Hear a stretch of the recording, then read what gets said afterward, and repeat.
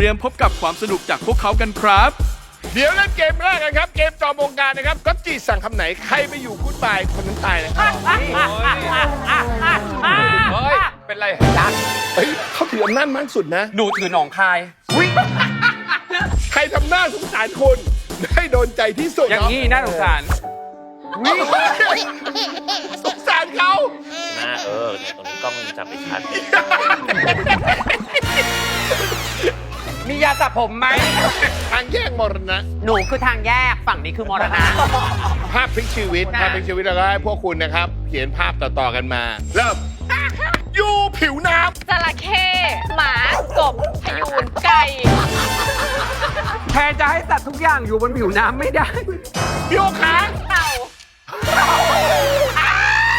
นี่เลยนี่ลูกผมอ่ะ คืนนี้2 ทุ่ม 5 นาทีนะครับ